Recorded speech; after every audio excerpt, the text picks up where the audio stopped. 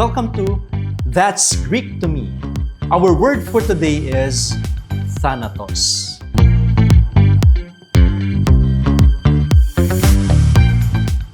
Dear friends, Erenehumin, peace be with you.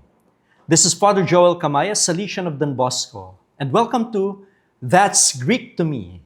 Our word for today is thanatos. In English, thanatos means death.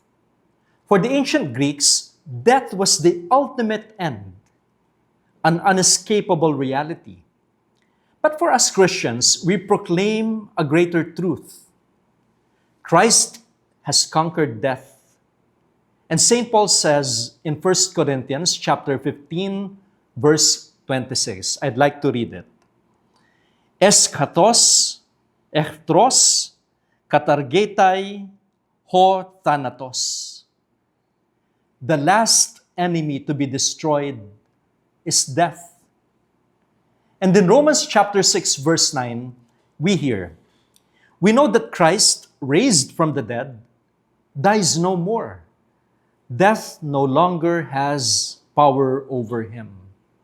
Yan, thanatos, kamatayan. At mula dito sa salitang ito, thanatos, we have thanatology. Ano ito? The study of death. And then we even have the mythological figure, Thanatos. But for us, death is not just a biological fact. It is a theological truth. Nangyayari ito. It reminds us of the victory of Easter, the promise that death is no longer master over us. Kaya para sa ating mga Kristiyano, malalim yung ibig sabihin nitong salitang ito para sa ating pamumuhay, para sa ating buhay pananampalataya. It calls us to respond with conviction and action. This is the challenge.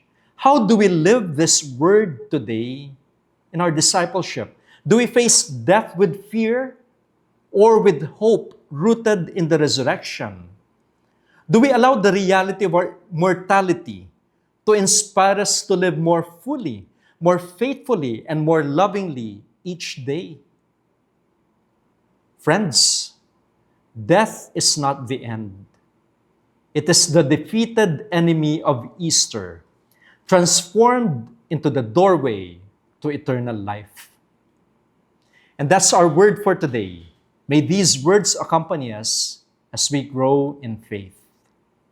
Meron ba mga salita sa Biblia na mas gusto niyong maintindihan at malaman kung ano yung ibig sabihin nun? Pwede kayong mag-comment, magtanong kayo at sasagutin natin yan. And of course, I invite you to like, to share, and to subscribe.